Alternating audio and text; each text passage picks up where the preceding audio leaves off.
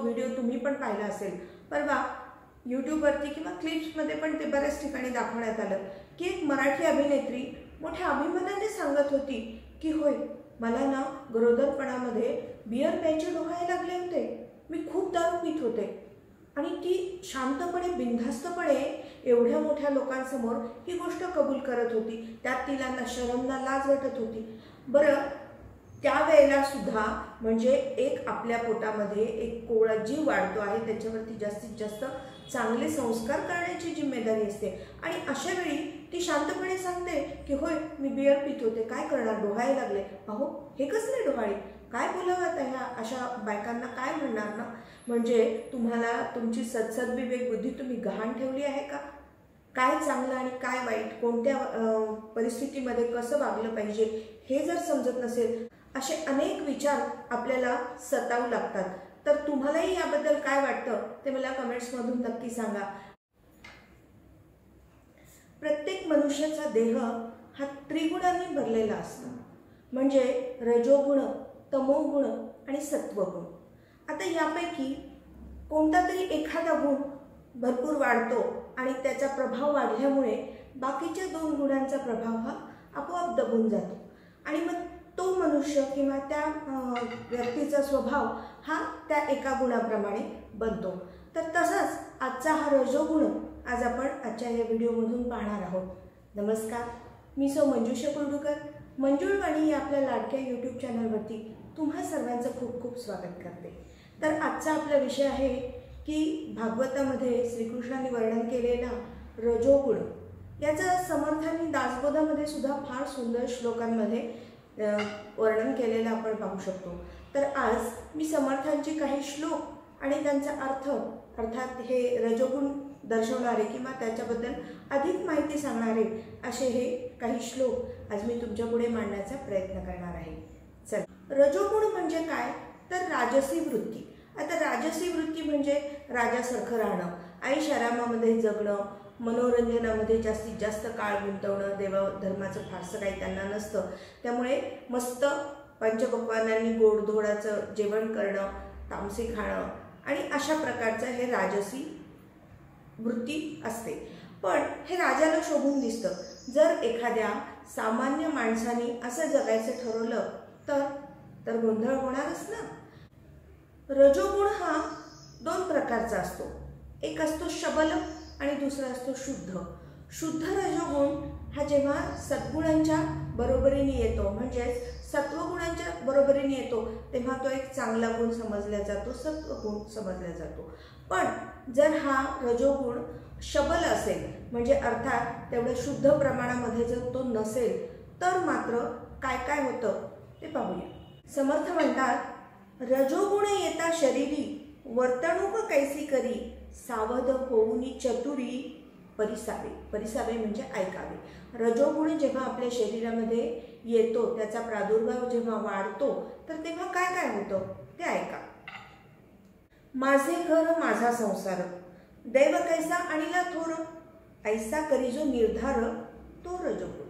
म्हणजे देवाधर्माला काही जुमानायचं नाही, कोण हा देव, त्याच्यापेक्षा तर मी श्रेष्ठ आहे, अशा प्रकारचा अहंभाव ज्यांच्यामध्ये वाढलेला असतो तो रजोगुण समजावा. समर्थ म्हणतात, बरे खावे बरे जेवावे, बरे ल्यावे बरे नेसावे, दुसऱ्याचे अभिलाषावे, तो रजोगुण समजावा. म्हणजे अभिलाषा बाळगणे, म्हणजे दुसऱ्याचं जे काय दिसत आहे ते सुद्धा आपल्याला मिळावं अशी हाव मनामध्ये उत्पन्न होणे, अशी लालसा उत्पन्न होणे, याला अभिलाषा असं म्हणतात. म्हणजे आपण सतत नेहमी छान बरे दिसावं, छान जे काय कुठे चांगलं आहे ते फक्त आपल्याला मिळावं. जर कोणाचे दुसऱ्याच्या अंगावरती काही दागिने वगैरे असतील, त्याची काही साडी, त्याचे कपडे काही चांगले दिसत असतील, तर अशा प्रकारचे हे मला कधी मिळेल, हे मला जास्त चांगलं दिसेल, अशा प्रकारचे भाव तुमच्या मनामध्ये येणं, यालाच म्हणतात अभिलाषा किंवा लालसा. तर असं जर तुमच्या मनामध्ये येत असेल तर नक्की समजा की तुमच्या मनामध्ये रजोगुण हा वाढीला लागतो. ऐशारामामध्ये जगावं, छान छान वस्त्र नेसावेत, भरपूर आभूषण घालावेत आणि मस्तपैकी राहावं, मजेत राहावं. याशिवाय जर दुसऱ्यांनी कोणी अशा प्रकारचं काही केलेलं असेल तर ते मला मिळालं तर किती बरं होईल, अशा प्रकारचे विचार जेव्हा मनात येतात तेव्हा समजावं तो दुसऱ्याचे सर्व जावे माझेची बरे असावे, दुसऱ्याचे सर्व जावे माझेची बरे असावे, ऐसे आठवे स्वभावे तो रजोगुण. कपट आणि मत्सर उठे देही तिरस्कार, अथवा कामाचा विकार तो रजोगुण. आता दुसऱ्याचे सर्व जावे म्हणजे स्वतःचं तर छान छान असावं, मी माझं घर माझी पत्नी हे सगळं चांगलं असावं, माझ्या आयुष्यामध्ये सगळं चांगलं व्हावं, हे असणं ठीक आहे, स्वाभाविक आहे मनुष्य धर्माप्रमाणे. पण यासोबतच जर त्या मनुष्याला वाटत असेल की आपलं चांगलं व्हावं पण त्याचं मात्र वाईट व्हावं, किंवा त्याचं वाईट झाल्यानंतर ज्यांना खूप आनंद होतो पोटातून, बरं झालं असंच झालं, अशा प्रकारची वृत्ती ज्यांच्यामध्ये वाढते तो रजोगुण.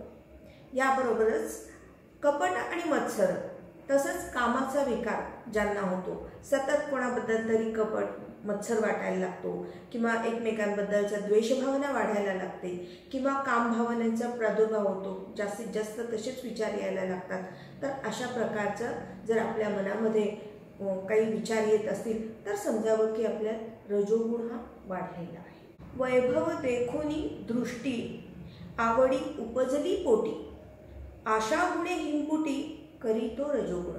दुसऱ्यांचं वैभव पाहिल्यानंतर ज्यांच्या मनामध्ये आशा उत्पन्न झाली की अरे त्याचं वैभव आपल्याला मिळालं तर काही करून आपल्याला ते लुबाडता येईल का, अशा प्रकारचे विचार ज्यांच्या मनामध्ये यायला लागतात तर तेव्हा समजावं की रजोगुण. जे जे दृष्टी पडिले ते ते मने मागितले, लभ्य नसता दुःख झाले तो रजोगुण. जे काय काय दृष्टीस दिसत आहे ते सगळं हावरटासारखं मला पाहिजे, म्हणजेच रजोगुण म्हणजे कपट मत्सर, दुसऱ्याबद्दलचे द्वेषभावना, दुसऱ्याबद्दलचा मत्सरभाव, कामाचा विकार, तसेच खूप नटणे, ऐशाराम, आळस अशा प्रकारच्या सर्व दुर्गुणांनी युक्त असलेला असा हा शबल रजोगुण अशा प्रकारचा असतो, हे लक्षात आलं पाहिजे.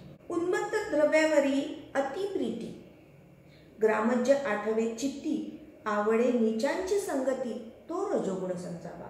म्हणजेच मादक नशिले पदार्थ अशा प्रकारच्या पदार्थांचं सेवन ज्यांना करावं वाटतं, ज्याबद्दल त्यांच्या मनामध्ये खूप आवड आहे आणि खूप व्यसनाच्या अधीन होत आहेत वरचेवर, तर अशा प्रकारचं जर वागणं तुमचं असेल तर समजावं की तुमच्यामध्ये रजोगुण वाढलेला आहे.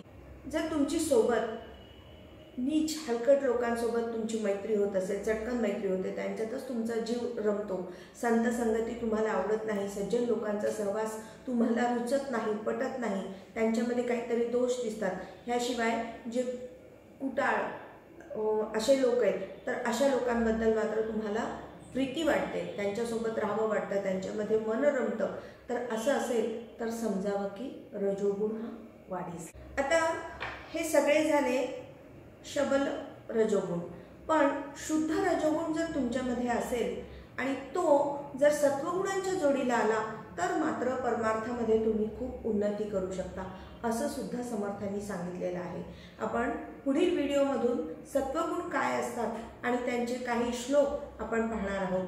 पण आज जे मी तुम्हाला रजोगुण सांगितले तर अशा प्रकारे लोकांना मग यातून बाहेर पडण्यासाठी मार्ग काय आहे, हा जो रजोगुण वाढला आहे त्याचा प्रादुर्भाव कमी करण्यासाठी काय करायचं, तर समर्थ म्हणतात की भगवंताचं स्मरण करावं, त्याच्या पायाशी आपण लोळण घ्यावी, त्याच्या सानिध्यामध्ये आपलं सर्वस्व जेव्हा आपण विसरू तेव्हा आपल्यातला रजोगुण हा कमी व्हायला सुरुवात होणार आहे.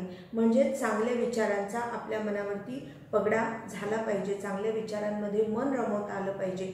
तर अशा प्रकारे, पण आजकाल कोणाला हे नकोच आहे, फक्त अत्यंत वात्रट टीका करायच्या, एकमेकांचे पाय कसे खेचता येतील आणि जास्तीत जास्त छान शौकी मस्तपैकी मेकअप करायचं, हॉटेलमध्ये जाऊन रील्स बनवायचे, जास्तीत जास्त वेळ मोबाईलमध्ये व्यतीत करायचा, अशा प्रकारची आपली जीवनशैली झालेली आहे.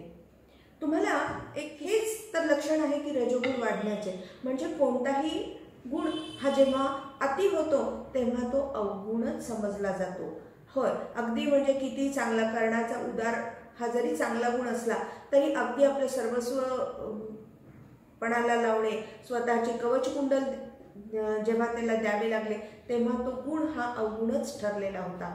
त्यामुळे सारासार विवेक बुद्धीचा विचार करूनच आपल्याला संसारामध्ये जगावं लागत असतं. तर आजचा हा व्हिडिओ तुम्हाला कसा वाटला ते मला कमेंट्समधून नक्की सांगा हा. आणि हो, अजूनही माझ्या चॅनलला सबस्क्राईब केलेलं नसेल तर प्लीज सबस्क्राईब करा. धन्यवाद.